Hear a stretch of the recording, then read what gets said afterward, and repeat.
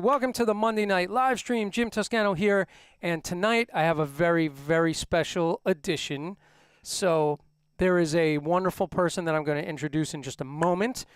Before I do that, I just want to mention the companies that help make all of this possible. So Black Magic Design with their beautiful switchers. The new switcher is out, the big 810 Extreme ISO, which I'll be talking about soon. ProLogic's practice pads, Sabian cymbals. My Sabian logo's missing. Where'd it go? And Zoom cameras and audio. And also, I want to mention my book, Filling in the Grooves, as always. And my guest tonight is somebody that I feel has changed my life in a very positive way. And he's a little kid from Ireland. And, you know, his parents were Irish immigrants. And he doesn't speak English at all. But, and he's going to come on in just a moment. And he's very shy. So, you know, be nice in the chat.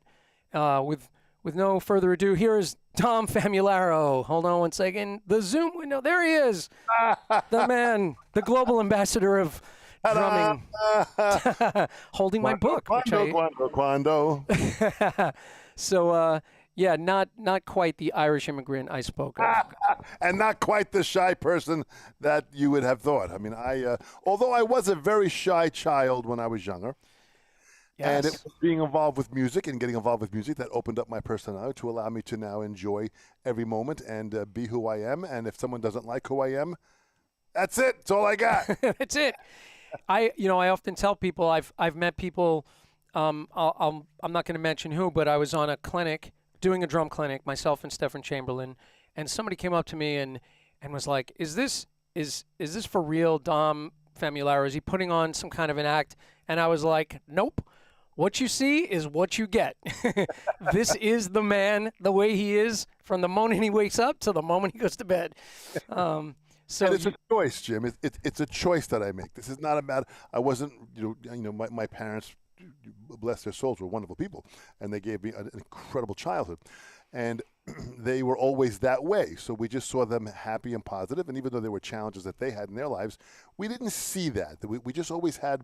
We had love in our household, and as I said, my parents never taught myself or my siblings love. They were too busy showing it. So because of that, that's a part of a choice that you make at some point where you say, I want to live each moment as best as I can because I don't own tomorrow. Hell, I don't even own later. So I got to make this now the best now I can to seize the moment and take charge of an opportunity that might be there, and that with that opportunity, then there become no regrets. I love it. And actually, you mentioned about, owning it. Isn't there a book coming up soon, which is part 2 of the cycle of self-empowerment? There is, Jim, and thanks. What it is I, because of traveling around the world at this pace, I stopped counting at 60 countries, and I'm a 2 million mile flyer on Delta Airlines. I mean, when you travel at that pace and you're just at that momentum of going, you learn and you absorb and wisdom finds you.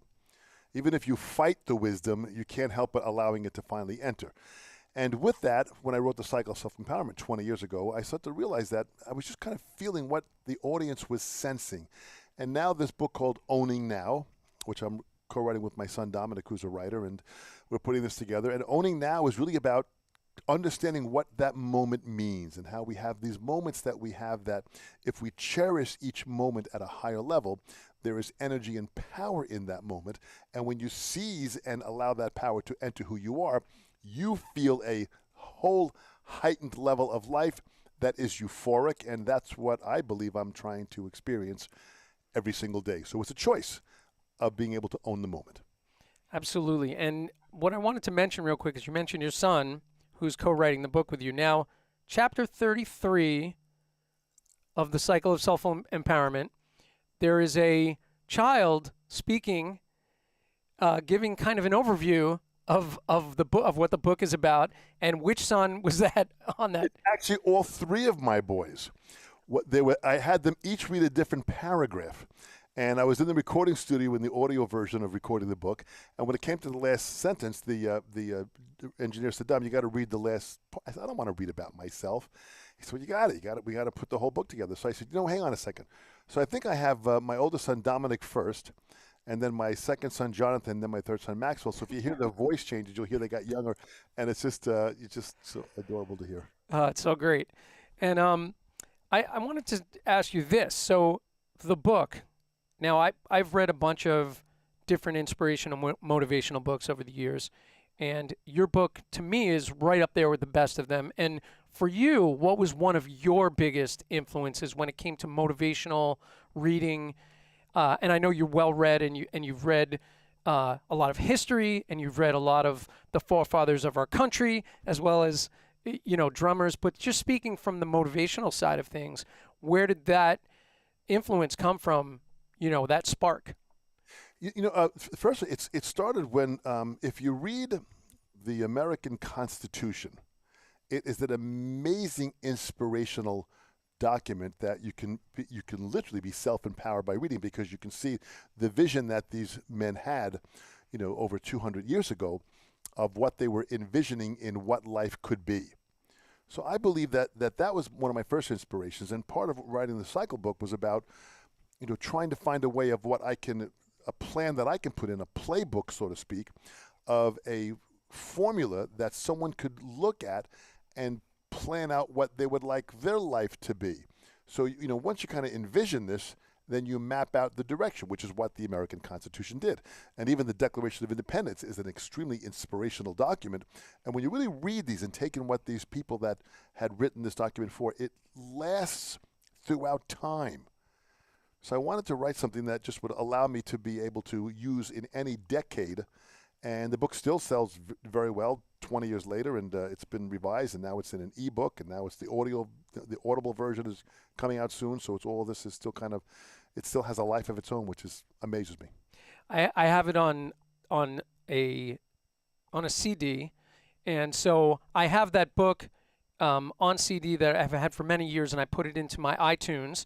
And I was looking for the Audible version of it, so I'm glad to hear that that's going to come out. And there's actually, I'm going to play a little audio clip that, and I'll tell you a story why in a moment, but this little audio clip. I don't know. I play the drums. I like Italian food. I like to fish. For whatever reason, that line did you hear it? I did not hear it. No, oh, you didn't hear it. So it's the, I don't know, I like Italian food. I play the drums. I like to fish. So that line just jumps out at you when you're listening to it, and that's at the top of chapter 4. And so at one point, and this is when I first got the book, and I made a little snippet of that, and I had sent it to Vincent LaRusso, who you know is a good friend of mine and a student of mine who you've met many times. Yeah. And so we would just have a laugh because that line just jumps out. So you became known as Foods. So, because Vincent nicknames everybody, so he nicknamed you Foods, Italian Foods. So he's like, oh, you're going to see Italian Foods? And I'm like, yep, going out to see Foods. So we have that little bit of audio on our phones. We share it all the time. It's built into my little live streaming deck, so I will play it for students. In my live stream, I play it. So I just wanted you to know that we're paying tribute to your voice all the time. I tried to simplify it. If people sometimes people make life so complicated. I want to keep things simple and fun, because life goes by so fast, which is what Owning Now is about. It goes by so fast. We've got to squeeze the energy out of the moment of the life and take these moments and enjoy that moment for what it is, and then we continue on with our lives. And so, it's really simple. I like Italian food, I like the fish, and I play the drums. Thank you very much. And one other thing you mentioned as I was listening to the book again, that Charmaine kind of helped you form the title. Yeah. Because you showed her a diagram of what this, because it's a very visual, there's a lot of diagrams, and I love the visual aspect stuff. For me, I'm a visual learner, as well as, loving to read all of these books, but you have these great little diagrams, and you mentioned that you showed it to Char, and she was like, oh, so it's like a cycle.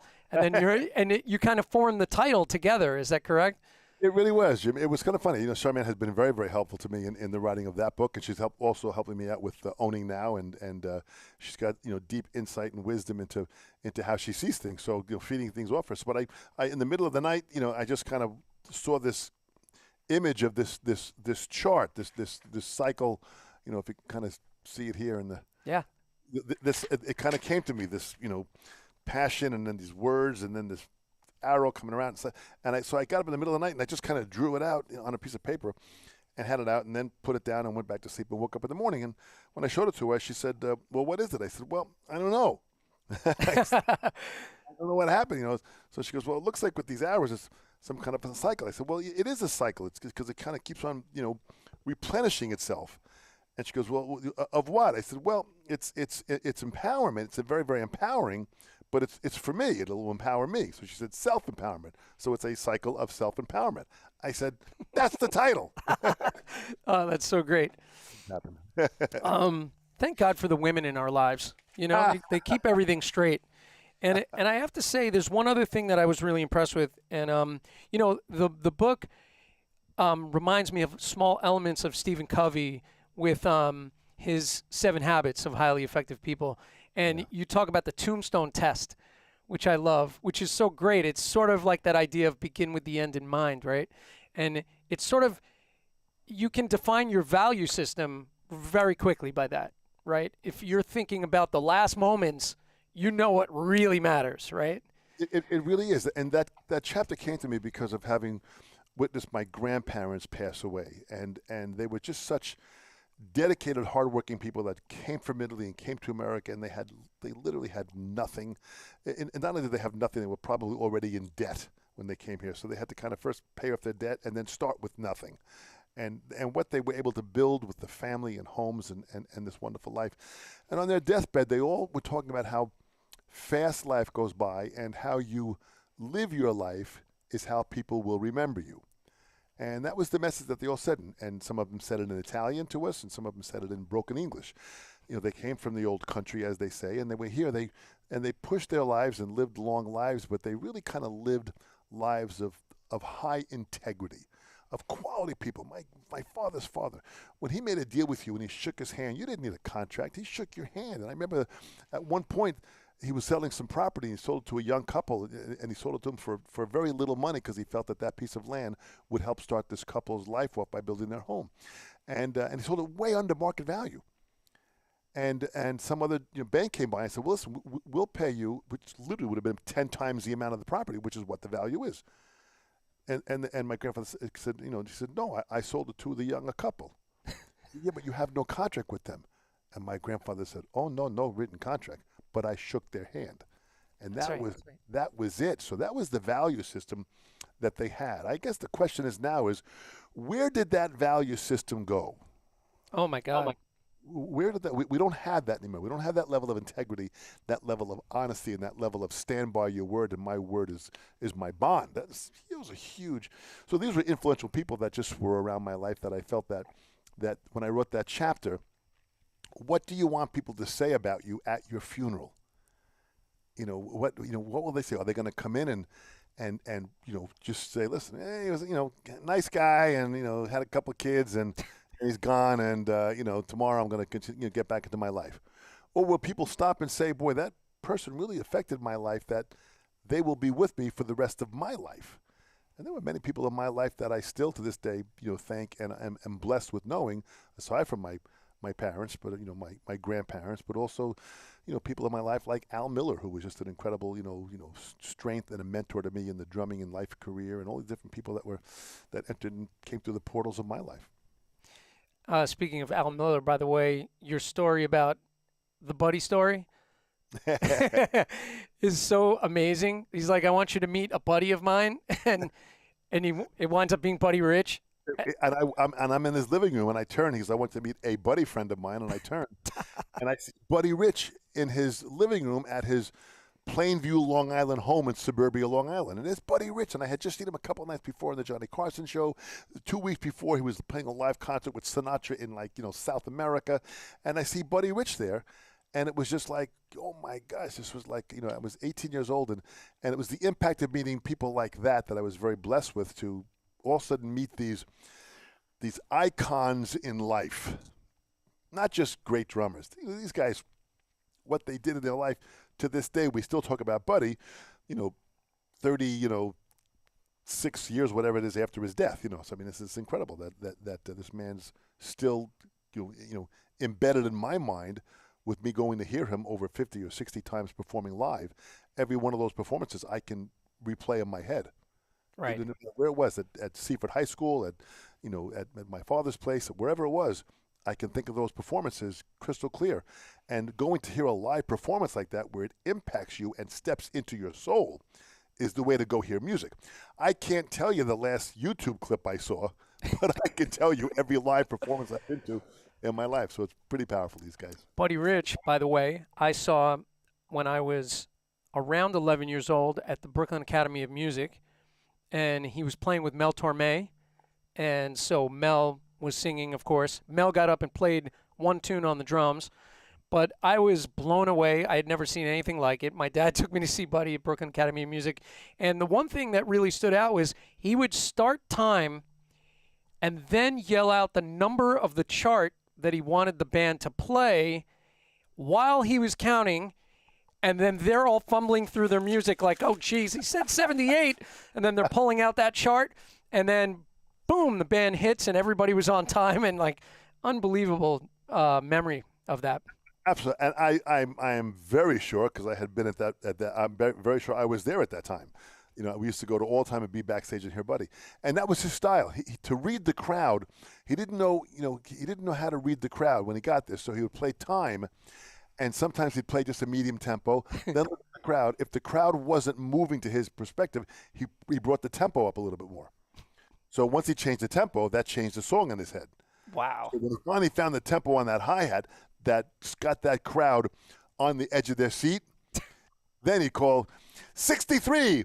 And you did that. The guys were moving, and then when he said 63, get ready for the count off. Yeah. If you weren't ready, you just better have that trumpet in your mouth blowing some notes out, because that. And so that's why this band really memorized the book. Oh, my God. I just pictured, it probably didn't happen this way, but just charts flying. Everybody's trying to find the correct page. It did happen that way. There was music falling on the floor. It was comical. Yeah, it really was. And they were doing it because they were nervous. They were scared. They were really trying to make it happen. Great I'm band.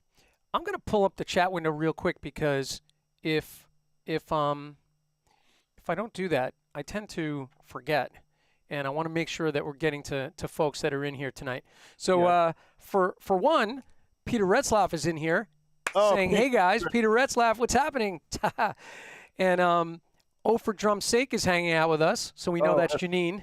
Yes, but well, first of all, Pete Ratcliffe is a phenomenal player, swings his tail off, an excellent artist himself, and teaches the Drummers Collective. So it's great to have him join us. And Janine Fox, who is a fantastic, newcomer to the art of drumming, and she has O for Drum's Sake on Instagram, which I ask you all to go by there and check out, because she's got some great interviews that she does, and she's got great photos of different people, and she shares so much, and she really has become a voice for not only women, but for many new drummers to kind of come aboard and have fun playing drums. This is fantastic. Absolutely. Don O'Keefe's in the house saying, hey, Jim and Don, I've got my rose-colored glasses on. We're going to get to that. Let's go. Bob Sears hanging with us. Bob, another great drummer, man. It's fantastic. I love Bob. He's, in fact, I have to say, Bob Sears is a regular in my hand technique workshop. He's there every single week at every live stream.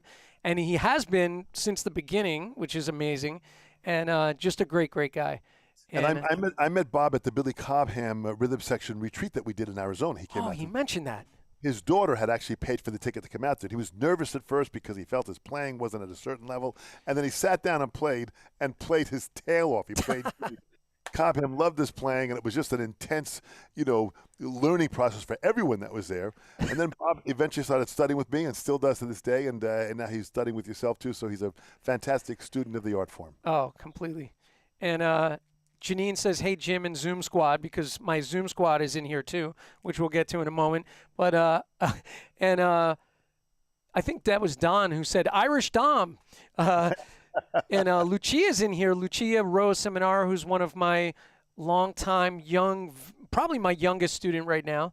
And Lucia was in the live stream with you and I and Janine and John Gill. Remember when we did the Christmas one and Bobby Angeletta and I had the Santa hats on? So Lucia's here. She's going to have some questions for you, I'm sure. Oh, great.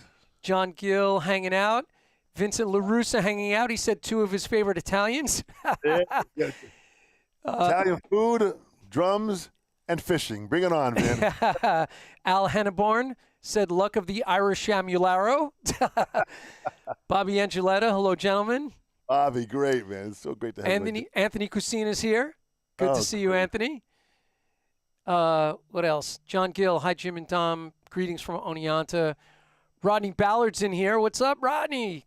Oh, man. I Good see to Dave see you in Stark here. joined us, too. And look at this here. Dave Stark's joined us. We have Rodney Ballard, another phenomenal drummer, student of mine for several years. Phenomenal player, lives in Nashville, and just, again, is a real dedicated student of the art form, which is fantastic. great guy. And I spent some time with him. I think you probably connected us, working on his online teaching rig, as with many of the guys that are stopping in here tonight.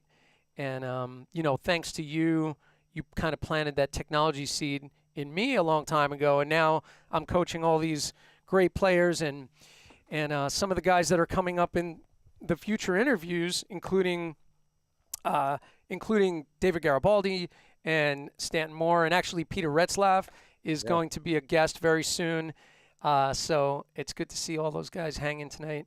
And Ross Amoroso's in the room. Good to see you, Ross. Fantastic. Bring it on. If you guys have questions, do start fielding questions because I will grab it. Lawrence Rizzo in the room. I'm not familiar with Lawrence, but he said, hi, everyone. Hi, Dom. Hi, Jim. Hope you're having a great night. Indeed, Larry we Rizzo, are. an old student of mine from many, many years ago, man. Another phenomenal drummer and dedicated player. Fantastic. Awesome. Welcome, Lawrence. And my good friend Dave Clive is in here. Greetings, Dom, Jim, and friends. From Brooklyn, Dave Clive. Dave Clive's going to be a guest in a future episode on vintage drums. So Dave Clive has the Gretsch Museum, the Dave Clive Gretsch Museum in Brooklyn, at his home in Brooklyn. And so he'll be bringing some Gretsch drums to life in that episode. And I do have a question. Wait, where are we? Anthony Cusina, question for Dom. Dom, could you break down your studio for us, showing us each station and what it is that you teach for beginners to advance?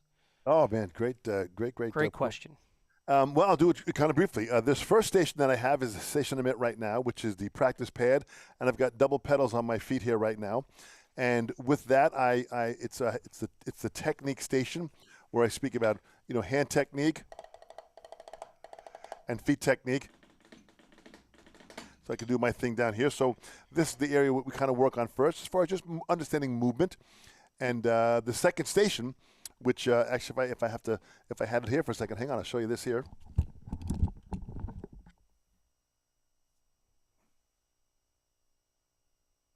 Oh yeah, bring it out, Cooperman.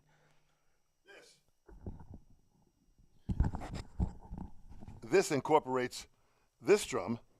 That's who I named my dog after. This is a Cooperman, right? Cooper. This is a Moeller drum that Sanford Moeller had designed, and he wanted a drum that was 17 inches by 17 inches deep and around. And this drum is in here. So the second station, I've got a drum like this and a classical drum and a contemporary marching drum. And in that station, we work on reading. So when we kind of get to the point where we're working on certain reading exercises, like old drum corps and reading exercises, then I work on this to get this kind of sound here. I'll play a traditional grip.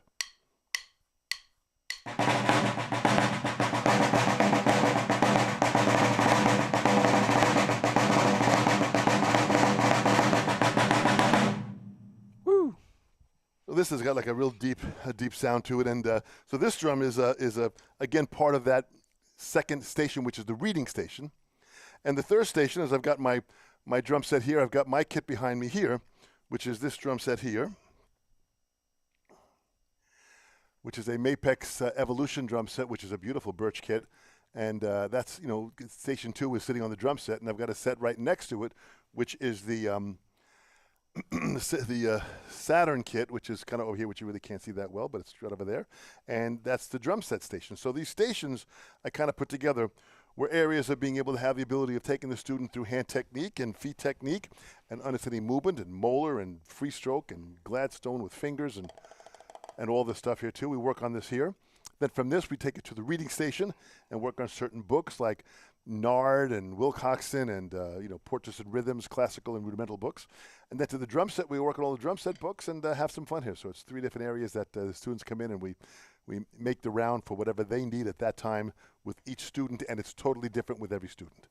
And I have to say, you've been very, very generous with sharing your ideas over the years. And when I first came out to your studio to take some lessons and met you, and you showed me the model of how your studio is put together, which inspired me to put my studio together much in the same way. So I would have my practice pad station, I had my reading station, my drum set stations, and my practice pad station in my old house, which was up in the loft. You had to go up a spiral staircase to get up to the practice pad station.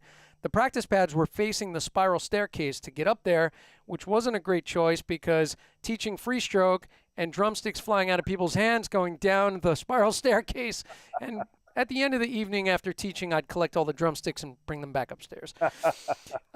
So we have... Forget about it. When you first came to me, you didn't own this house that you're in now. That's correct. The challenge was you first had to, I said, Jim, you got to buy a house that allows you to have the ability to be able to design a room. Then you bought a house that had that room. Then you started building it, and you kept in touch with what I was doing and the different processes and layering and what I did. And then you built it, and then, as I said, when you build it, they will come. So you built a phenomenal facility that not only are they coming to you to learn drums and to understand that, but now the technology, level of what you've taken this to has been off the charts, Jim. You have helped, tons of my students. I send you tons of people to kind of go there and get this together, and the Garibaldis and all these different, phenomenal names. So you're helping tons of people out from your studio that you built from your hard work and your hard sweating. And what's amazing is, you always spoke about teaching globally, and there was a point where, I had a couple of online students in Pennsylvania maybe, but now at this point I'm teaching people from other countries, Slovenia, Japan, all over the place, in England, Germany, and it's just amazing that reach and that inspiration that you gave me. And as you said, you aspire to inspire, and you've certainly done that with me in a very profound way. But I appreciate it, and I appreciate all the points of reference, telling people to come and check out the technology thing with me. It's been really great. What you offer, Jim, is something which is very needed right now. Now is the time to get this knowledge, and you have that. You cut to the chase. I mean, you're able to direct people quickly to get a great working studio in a short amount of time by spending the least amount of time and the least amount of money. So that I think that what you're offering is something very needed right now for all musicians, not just drummers, but all musicians, to learn how to put together a teaching facility that allows us to reach the world. And not only am I teaching from here, but I did a clinic the other day, last week, to a school out in somewhere across the pond, across the Atlantic Ocean, and I did a full-blown clinic where I played and talked like I would do my clinics. Master classes I'm doing. I'm recording a couple tunes now that's coming up soon for some albums of what I'm doing. So, I'm still actively involved in living my passion from my room here. Without getting on a plane. Oh, my God. It's changed. The world has changed. Oh, amazing. I'm going to keep going down the line here. We have Karen Feder hanging with us tonight. Great to see you, Karen. Great. I first met Karen when we were doing the Drum Summit, and we did a clinic at, I believe, in New Jersey, Springfield, New Jersey, and I met Karen at that clinic that we had all, I think I played, and Jason Gianni played that night, and you were emceeing the event, so with the Drum Summit, and of course Peter Greco, and we met Karen there and went out to a diner afterwards, as always, and that was super fun. For drum's sake, Janine has a question. All right. So this is a question for both Jim and Dom. She said, you two go back a long way. What is one word that comes to mind when you describe each other, and why? Holy moly. Well, I would say, for me, I would say integrity. And I was going to reference your 31 points of empowerment, Dom's 31 points of empowerment, in a little while.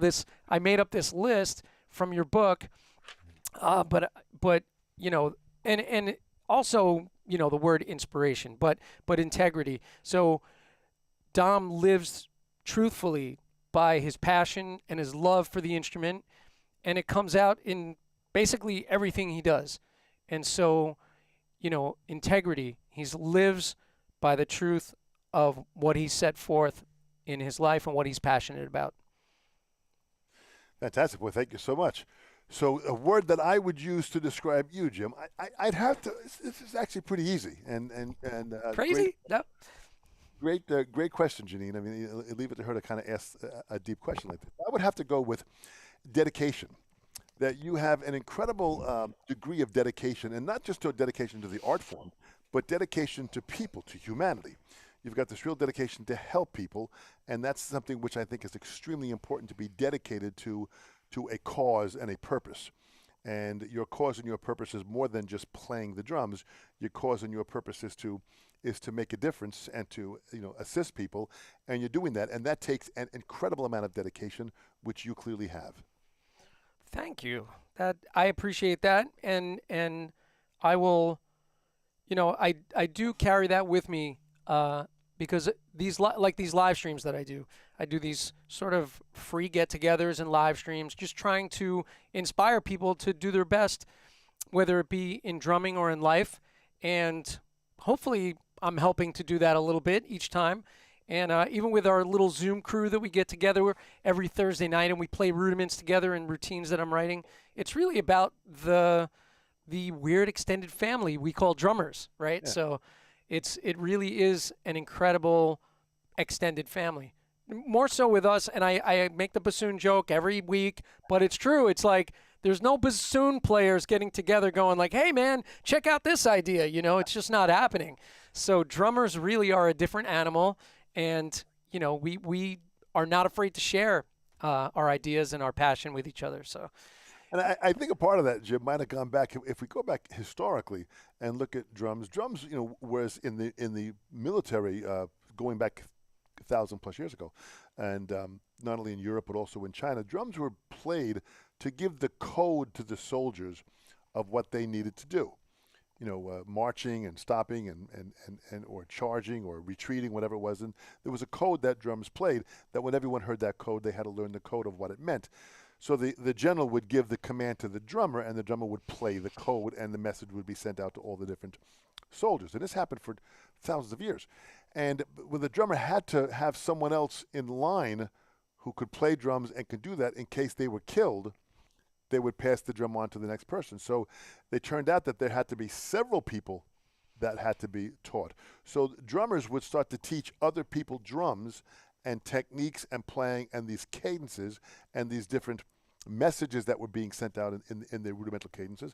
And there seemed to be a camaraderie that happened by sharing the drum and getting everyone involved to play it so they can handle the responsibility of it. So I think there's something that's there that's continued on through our spirit. Yeah, definitely. And as you said, the drummer was in the front of the front lines, right? So they were the first ones to get shot. Absolutely. Not the greatest gig if you think about it, right? That's a tough gig. I mean, we're still probably the first ones to get yelled at on a bandstand, but man. So Lucia says, hey, Dom, what's your favorite Italian food? What's my favorite Italian food? All of it. That's right. All of it.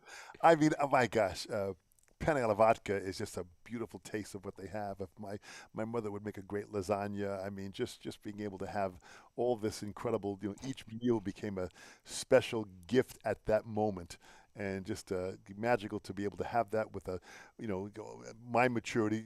She cannot do it; she's too young. But a nice glass of wine with that, just kind of, just makes the Italian culture come alive. It's just how it just the food just comes out and just tastes so great, and the spirit of eating and enjoying and the passion of life all comes down to that one meal. Guy Gelso says, yo, you handsome dudes. Good to see Guy in here. Guy is the drummer from the band Zebra. Oh, fantastic. Which was a great band playing back in the 80s when I was in high school. I saw them play at Lemoore in Brooklyn.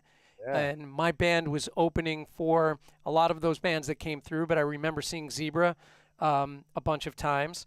And so now Guy and I get together every couple of weeks and work on technology stuff together. So Guy really has an impressive studio. So look up Guy Gelso, and he's put together some wonderful videos, and he's got his tech down really well. I've hopefully helped him a little bit in that department. And I think you connected us as well, Dom. You're sure? I told Guy's got to contact you. You have definitely, Guy's got an incredible studio. He's an incredibly knowledgeable player. Yes. So I highly suggest GuyGelso.com. Go there, connect with him. Follow him on Facebook and Instagram, and get to know who Guy is, and having a few lessons with him can only help you to even open your mind even further. Rick Forsees is in here. Good to see Rick in here. Rick and I have been talking a bit about technology as well, so great to have Rick on board. Coming in from Facebook, Kelvin Joyner, guitar player, songwriter that I've worked with in the past, hanging in here tonight, saying great stories. Great to see you, Kelvin. Dom O'Keefe said to add some Chianti with the Italian food, which, by the way, probably not a lot of people know this, but you were part of importing some wine from Spain. I do. I still do it. Into Port Jefferson, correct? Yeah, correct. I import wine. I've got a partner of mine, Dan Goodsick, who's a dear friend of mine. He owned the Boat Place, which is here in Port Jefferson, and I was traveling through Spain, and a friend of mine in Spain came up to me. He was a hobbyist drummer, and said, "Dom, I make Spanish wine, and I'd love to have you import it." And I said, "Well, what do I know about importing wine?" He said, "Well, you get a license, and you bring it in, and you sell it, and you have fun with it." So we started that several years ago, and we're still doing that. And we bring in different Spanish wine, all different types of reds and whites from different parts of Spain, and it's just absolutely delicious. And that comes in, and it's been another fun little, that's kind of like one of my little hobbies. Yeah. And the Vega de Mara, right? Yeah, Vega de Mara was one of them also, yes. One of them, and which I enjoyed very much, and tried to get it locally, and they weren't carrying it. And I kept, every time you gave me a bottle, I'd bring it over to the local wine place and go, "This is what I'm talking about. Will you please get this?" So let's see, who do we have? Ross Amorosa says, "Hi, Dom and Jim. Thanks so much for this. I'm sitting here doing my Shelly Man finger exercises while watching." Peter Retzlaff says, "When COVID is over, we got to have a big party." Oh, absolutely. For sure. Oh, man. Oh, well, yeah, Lawrence said, "Oh, he called me Lawrence. Oh, man." Don O'Keefe says, "My ProLogix all-in-one is on the way." You can see my ProLogix pads here in the background. Beautiful. Sergio Bellotti, what's up? My left-handed southpaw brother from another mother. Sergio, I have a student coming in September to Berkeley, so you'll be seeing one of my guys, Stephen Guerra. Told him to look for you when he gets to Berkeley. And so happy to see you here. And Sergio is another lefty and a great drummer and educator at Berkeley, and he has a music store in Boston. 24/7. Sergio is a phenomenal. He's a southpaw like yourself, Jim, a lefty player, a phenomenal player that just studies the art form incredibly well. Been at Berkeley for many years teaching there, and his store 24/7 is literally open 24/7. And his wife Terry Cote, who is was also a dear friend of mine. They met and got married. And she's a phenomenal drummer herself. And they just have an incredible, wonderful operation up in the Boston area. So anybody, whatever you need at any point when it comes to drumming stuff, just contact Sergio and Terry at 24/7. Tell them Dom sent you and you want the Dom deal, and they'll take care of you. Nice. And I think I have some dates coming in for July. I'll be heading up to the Massachusetts area doing some playing. So I'll have to pop in the store and come see you. Absolutely. So Janine says, "Dom, if you could choose another career other than drumming, what would it be and why?" Boy, very interesting question. Very interesting question. She suggested seafood chef, but I don't think so. If I could choose another career other than drumming, boy,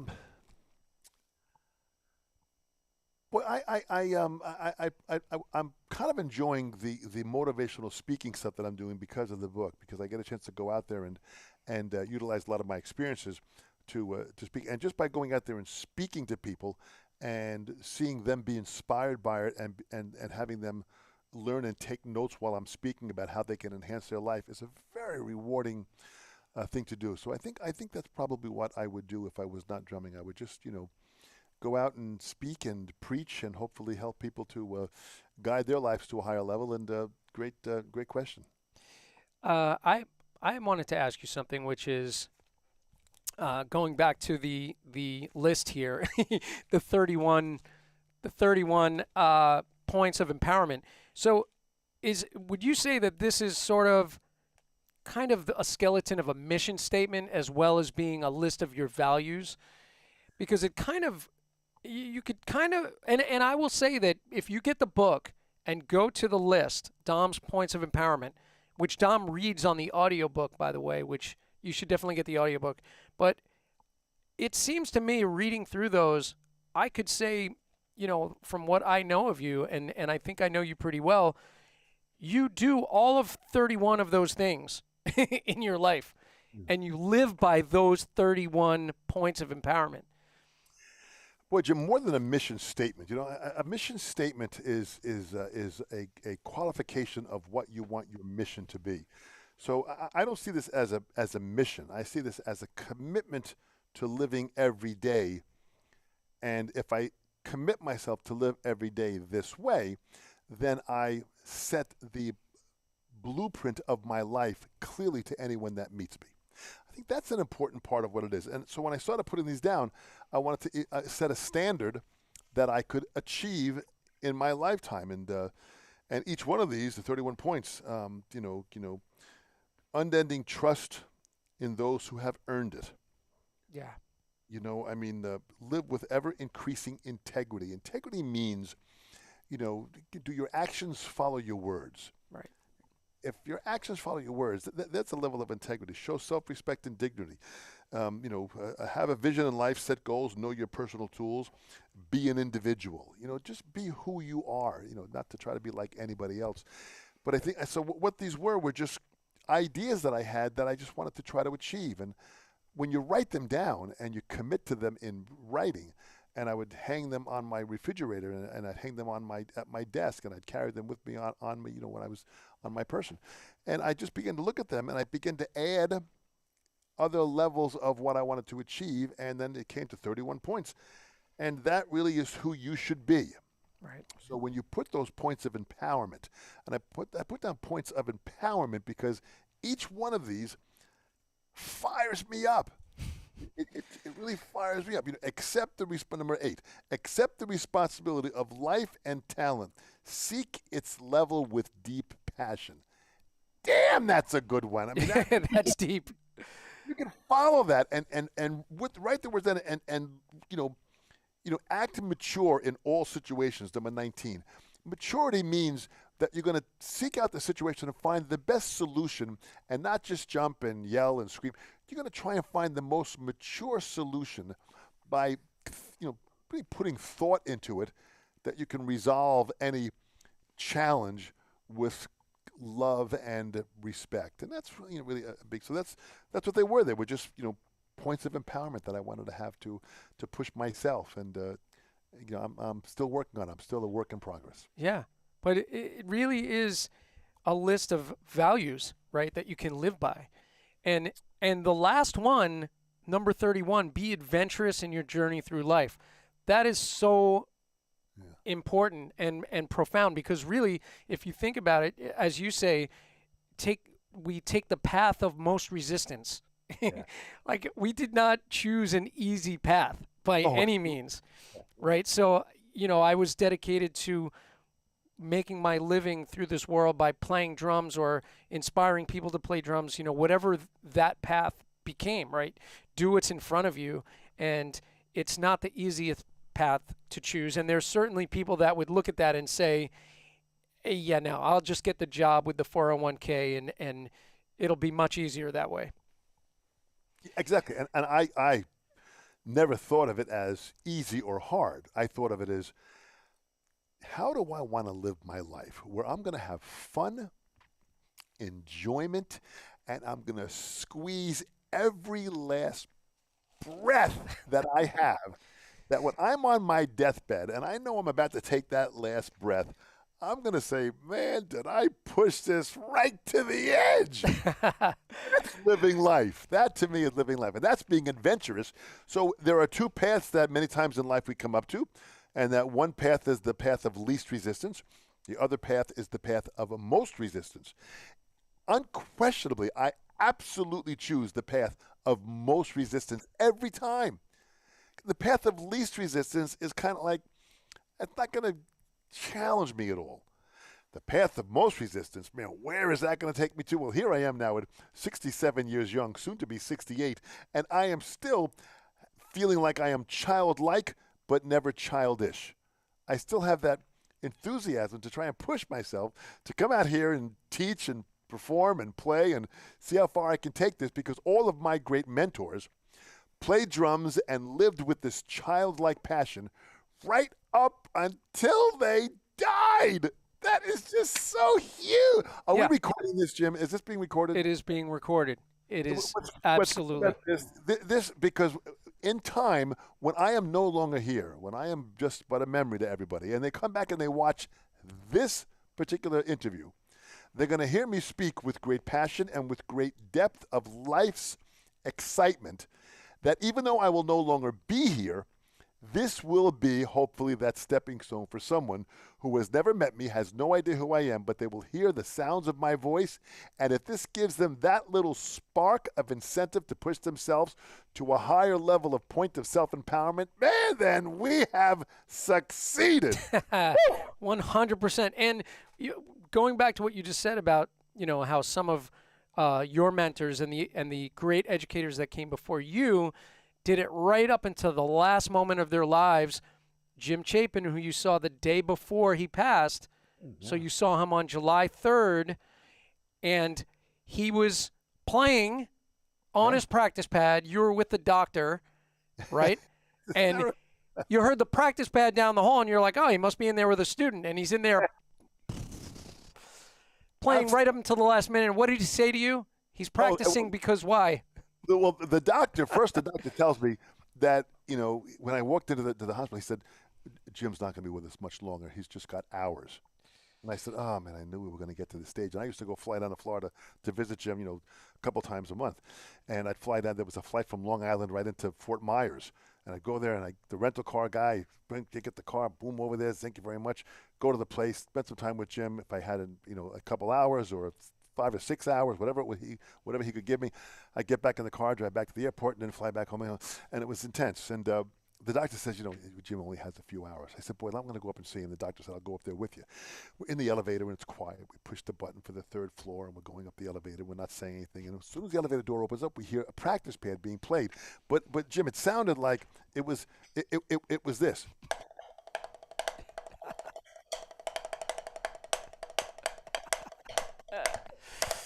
It was that with that level of intensity.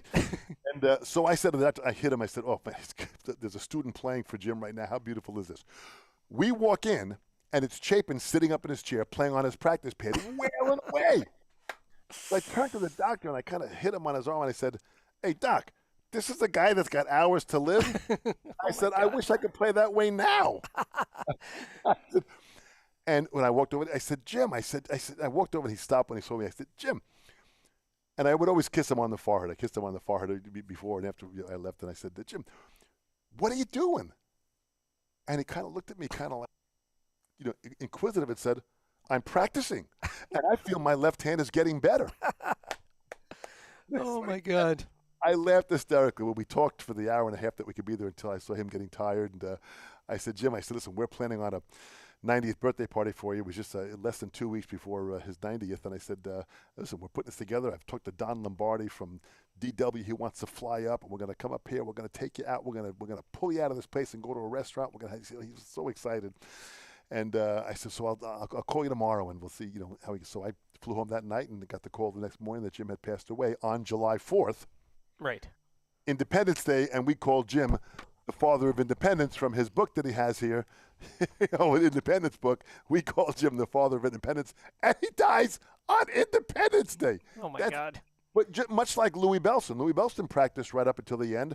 And Louis, who was probably one of the kindest, most loving people I have ever met, His heart was just always in every word that he spoke. And Louis died on Valentine's Day. Oh, I didn't know that. Yeah, Louis Bellson died on Valentine's Day, which was the perfect day for Louis to die because he was such a beautiful man of heartful thinking and heartful living. And Chapin dies on Independence Day. I said, I got to find a good holiday to die on now. I'm not sure what's left. And people have suggested Halloween, so that might I think Christmas. be. Yeah. That was Because already taken. we were privy. That's right. We were privy to your Christmas song in Janine's podcast, Yeah. which was amazing. But and by the way, I wanted to ask you, Louis Bellson. When I was a kid, my introduction to Louis Bellson was on Channel 13 PBS. There was a concert that they played in its entirety on PBS, and I recorded that with a videotape in the VCR, and was blown away by. Here's this older gentleman at this point in his career, gray hair, sort of, kind of salt and pepper, but he was an older gentleman by that time, still in a tuxedo, on a giant double bass kit with a whole bunch of rototoms, wailing away doing this really creative drum solo, and I was like, oh my God, I want to do that. So how did you meet Bellson, and was this part of a clinic thing, or did you meet him prior to that, or? I met Louis, but I think it might have even been the same day that I met Buddy backstage. When I was 18 years old, it was 1971, and Al Miller took me to go see Buddy backstage, and Louis was back there. So I met Louis Bellson backstage, who happened to be good friends with Al Miller also. Ah. And I meet Louis, and Louis was Italian. Actually, Louis' name, I have it up here. His real name is Luigi Paulino Alfredo Francesco Antonio Balassoni. Oh my goodness. Italian name. And so he shortened it to Louis Bellson. And what was amazing about it is that he was such a kind man and just took to me, and just talking about, drumming and stuff. He was just so great. And once I met him, then I moved out to California in 1976. And when I was out there, I contacted Louis again, met up with him, and I would help carry his drums to certain of his gigs. Like Dante's was a jazz club out there that he played a lot, and I'd help him with his drums out there. And at one point he said to me, he said, Dom, I'm going to be at Dante's. If you want to get there a little earlier, you can help me, set up my drums. I said, boy, Louis, absolutely. So I kind of come in there, and when I got there a couple hours before when Louis said, but the drum set was already kind of on stage, and there was someone that was leaning on, I could see their feet behind the drums. So I said, boy, let me go up there and help his tech. And so I went right to the stage, and I tapped on the person whose head was in the bass drum, and it turns around, it was Louis. Oh my God. He's on his hands and knees, putting his pedals on his bass drum. So I said, Louis, what are you doing? And he said, I have to attach the pedal to the bass drum in order for it to work. I said, I know that, but why are you doing it? He said, because I like doing it because it lets me get closer to the drum set before I play it, so I get to understand the drums before I do it. So when I immediately hopped on my knees and started helping him and put the set together, and then he played and warmed it up, and we moved some cymbals in a little closer and got him comfortable. Then a big band starts showing up. They all show up. I stood on the side. I see Louis play this gig to a sold-out room.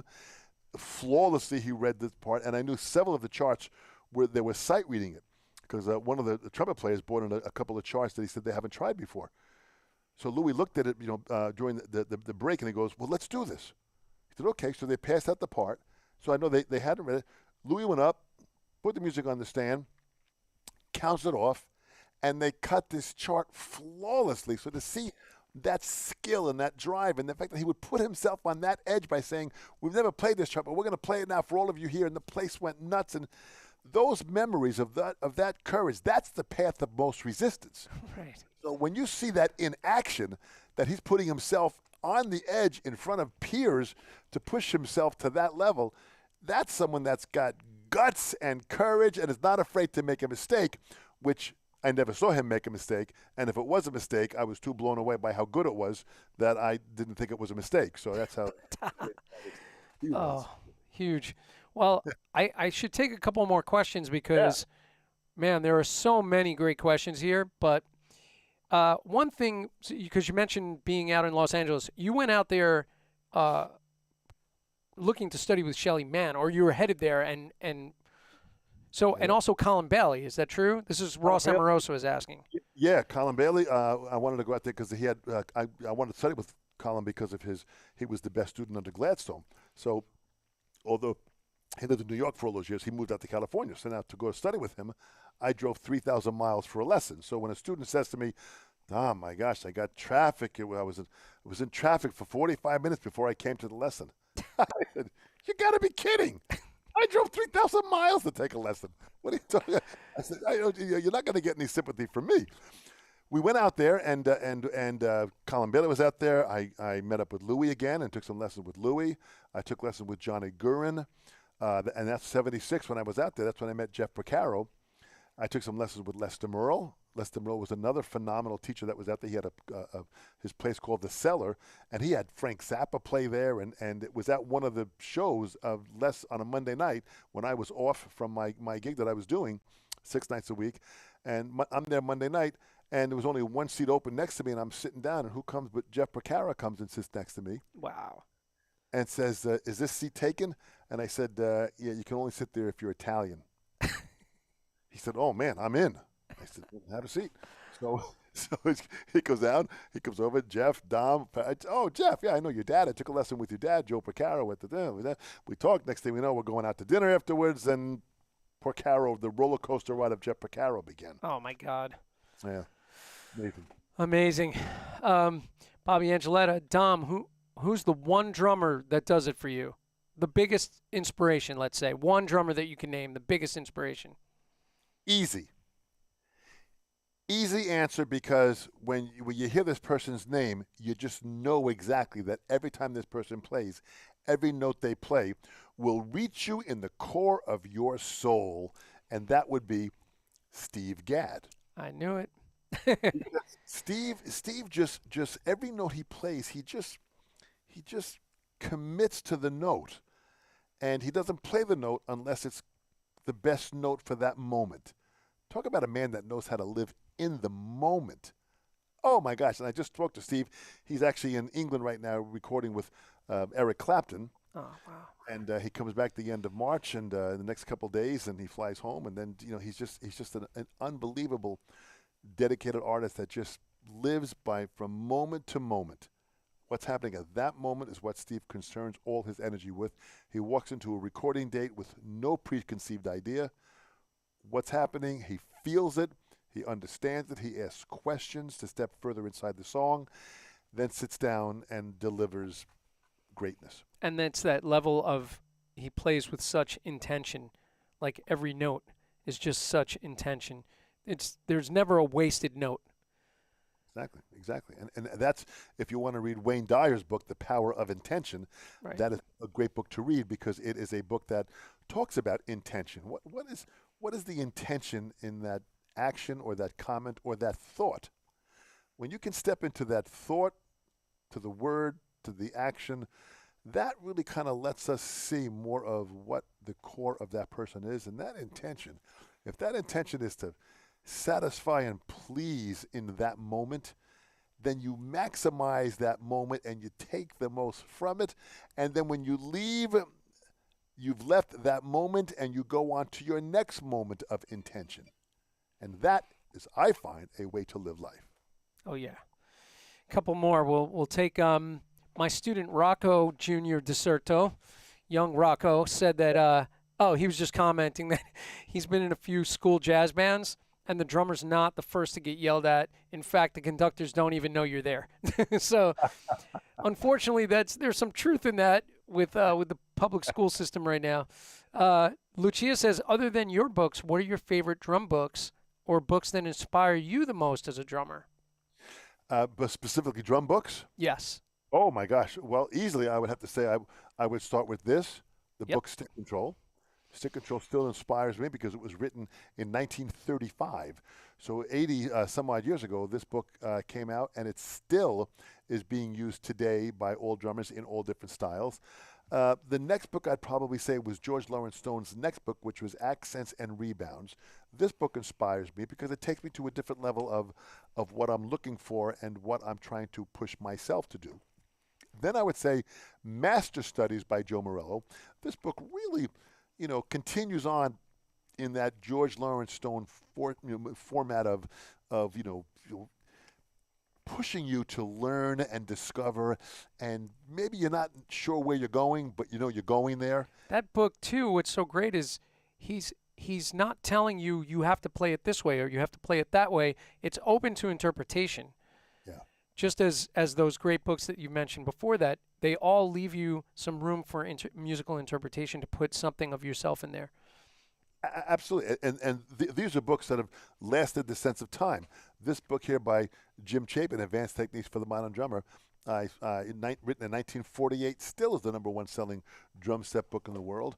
I mean, if I take a book like this, which is The All-American Drummer by Charles Wilcoxon, another challenging book that still inspires me to kind of open up my mind of challenges. This book, Syncopation by Ted Reed, another book that still has opportunity of growth and development and knowledge inside of it, that when you step inside these books, listen, books to me are just exciting. This information, I love reading books, just like in my phone on my Kindle app. I've got about 500 books that I'm reading on my phone. I just constantly reading, and whether it's drum books or motivational or history books, all of this just kind of gets into like, I love reading, about people's lives, autobiographies and biographies about people's lives, about how they live their lives. So I find great people like Albert Einstein or Charlie Chaplin. And when you read how they lived their life and how they achieved the greatness that they did, you find similar qualities. And if you were to write down the points that achieved those levels of quality, that will lead you back to my 31 points of self-empowerment. Right. That those 31 points are parts that I pulled from how other people succeeded in their life. So I wanted to achieve that. And the only way you can get to the next level in life is if you adapt and accept change in yourself to rise to that next level. You can't stay the way you are and expect that level to drop to achieve and meet you.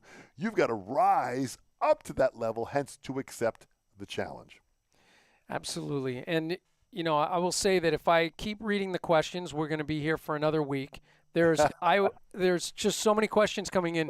But blast them out. I'll try and get to all of them. Just hit it. Go for it. Something that I just wanted to ask you really quickly is this, and then I'll go to those questions, because otherwise I won't get my questions in.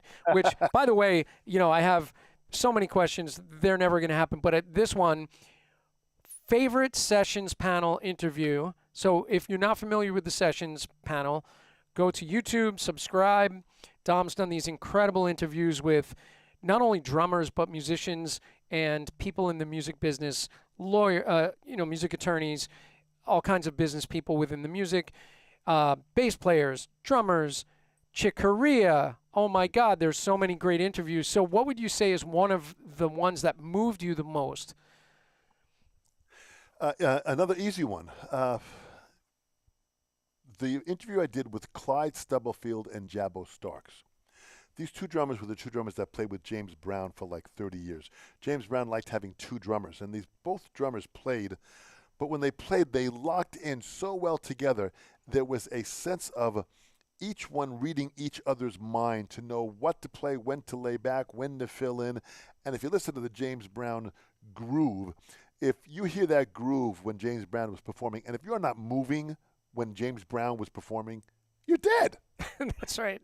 You're dead. You forget. You lay down, get the flowers, dig the hole. Nice talking.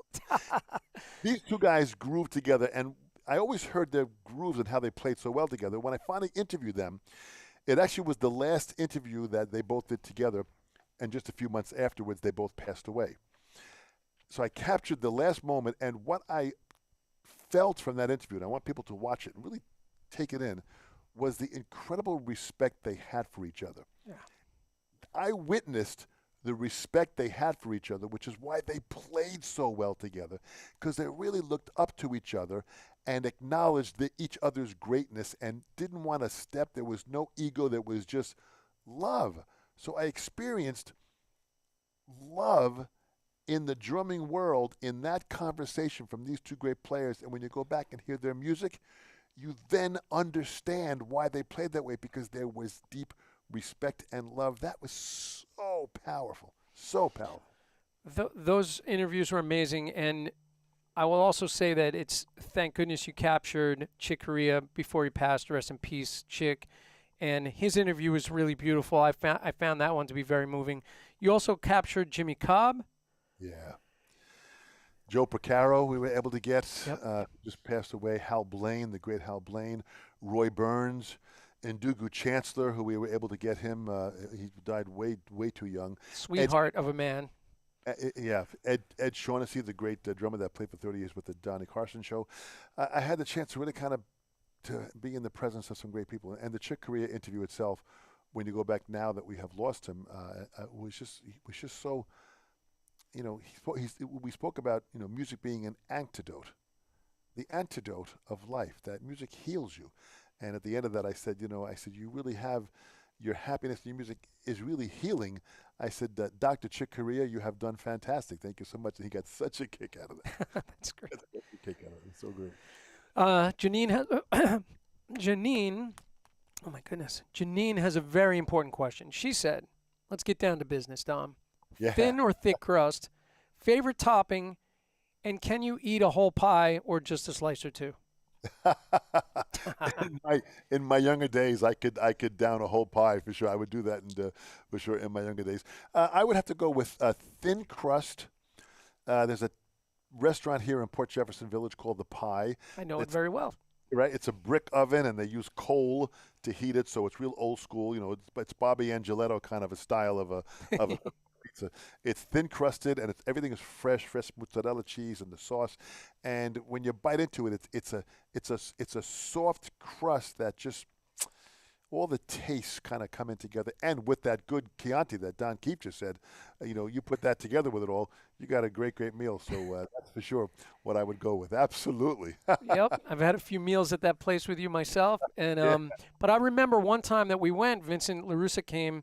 I think I had brought him out to your studio to meet you, and we went there for lunch or dinner. And at the time, you were being forced to have a salad only. Yes.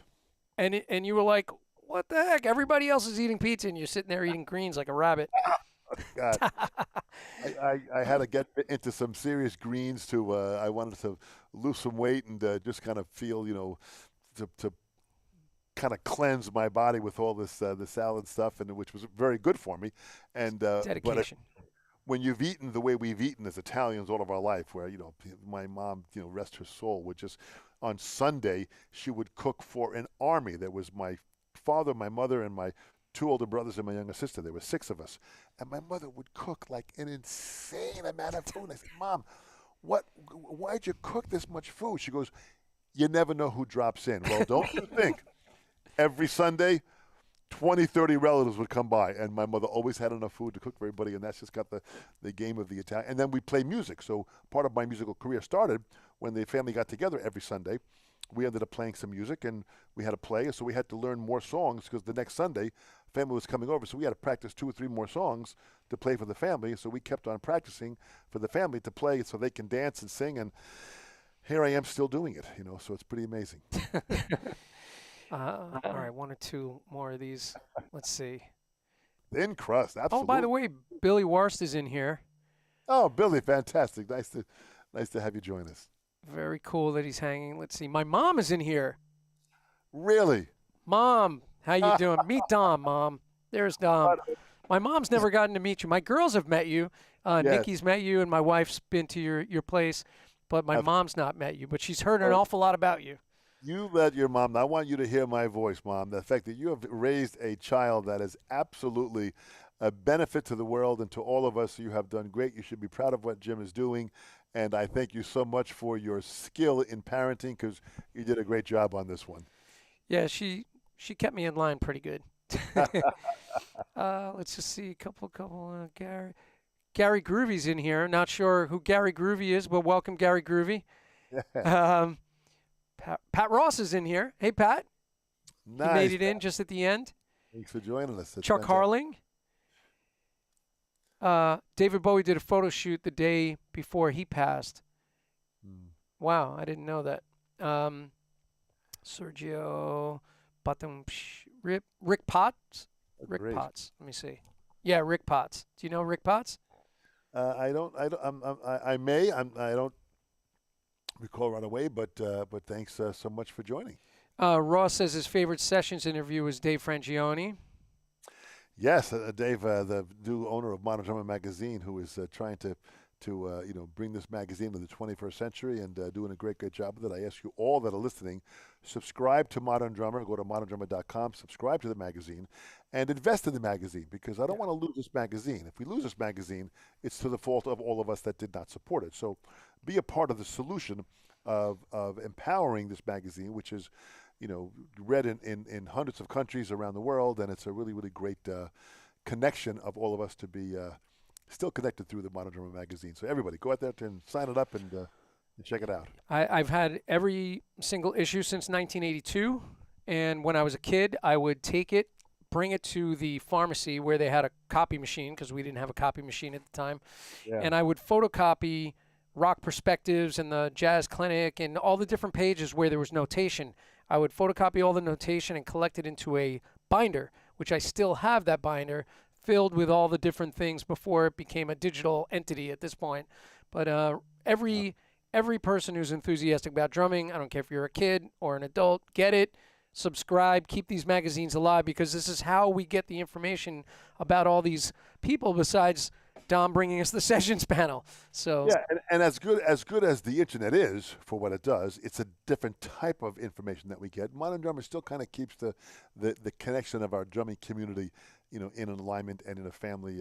It's kind of like going to that Sunday family gathering every Sunday and just being a part of being able to witness everybody and seeing everybody and being a part of it. And that's why I love the teaching aspect of it. Like I'm in my studio here now, and by having all the different areas of my cameras, Jim, that you helped me put all together in this process here and having this together and teaching, and the fact that I'm doing all these different private lessons and master classes. I've got a master class this Saturday I'm doing at 3:30 on pedal control, and we've got tons of people signing up, and there's more spots if anybody wants to join on. I just opened it up some more. And so if anybody wants to come on to 3:30 on April 3rd, they can go to my social media on Facebook and or on Instagram. Just look up Global to Dom and Dom Famularo, and you'll see all the information there. Join on, come in there. I reduced the price also for the class. It's an hour and a half, and we talk specifically about topics. I do these once a month, and it's just so great to have the people that come on because I get a chance to throw this information out to a group of people instead of only doing it individually, and it works out really well. So I ask everybody, go there, check it out. Come on by April 3rd, 3:30 to 5. We're going to have some fun, and we'll make it happen. Highly recommended, highly recommended. And Dom and Joe B and myself, we're going to be doing some more technology stuff for the SEN members. Yeah. So we're going to be doing a master class just for SEN members on how to improve the sound and quality of your lessons for your students on the student side of things.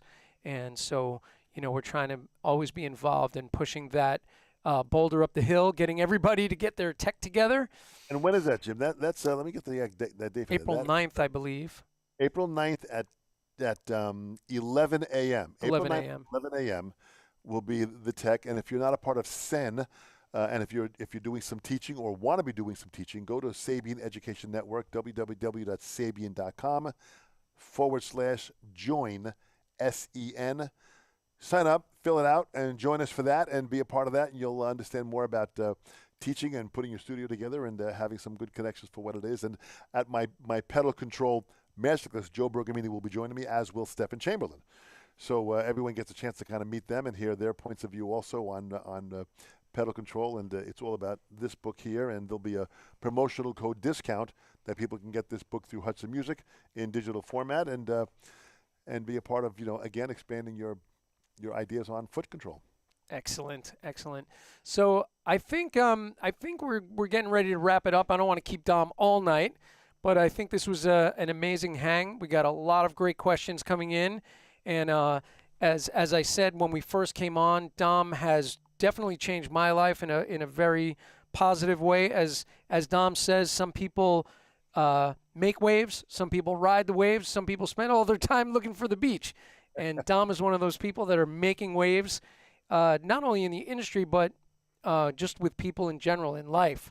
And that's a great lesson to learn, that it's not, us as music educators and drum educators, it's not just about the drumming. It really is about inspiring people in their lives and getting the best right out of people and ourselves.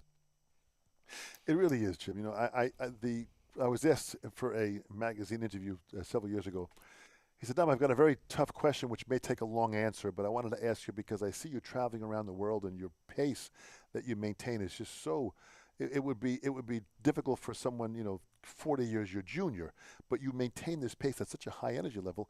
I have to ask you, what for you is the essence of life? They said, I know it's a very deep question. It might take you a long time to answer it. And I said, oh, actually, it's not a deep answer. I got it. He said, what do you mean? I said, well, I know what my essence of life is. He said, really? He said, well, what is it? And I said, it simply is to matter, to make a difference, to be put on this earth, to be more valuable than just the carbon that you're made of. Put a blueprint down that when you leave, it truly becomes a wonderful life where you begin to go back and see how many people you affected and how many people you enhanced their lives because you existed to matter and to make a difference. That to me is purposeful life. When you lead life with purpose, every day becomes important because you appreciate it more. You've got the gratitude of the value of that day, and you realize that it is because of that day that you were given an opportunity to matter. If that can happen and you can matter at that point, that becomes huge. That is a huge, huge value in life. And there are people that are living this way. Find these people, bring them into your tribe, bring them into your world. If there are negative people that drag you down, remove them from your life. Remove them from your life. If you cannot turn them around or make them aware of their negativity, remove them from your life and just look at the tribe that you have around you that are positive people that think the way you think, that are pushing you to achieve more, and you will achieve more in the value of time of your life. And remember, we don't know how much time we have. We don't own tomorrow. We only own now, which is what that name of this next book is, Owning Now. And not only don't I own tomorrow, hell, I don't even own later. I might leave my studio and drop up a freaking heart attack as I'm walking towards my house or my property. If that happens, then this was my last moment that I owned, and this was magic at this time, Jim. So I thank you so much. And why don't we do this more often? We can do this on a monthly basis and bring the people back in. We can choose topics, have everyone come back in and get to every question and continue this on to create a part 2. I love it. Part 2 coming. You heard it here. Dom Famularo, thank you so much. And I'm sure that we'll have that planned pretty soon, and we'll be fielding more questions and hopefully inspiring all of you to do your best. And we'll see you on the next one. Everybody have a great night, and we'll talk to you real soon. I'm going to roll the credits. Thanks, Jim. Fantastic. Thank you, everyone.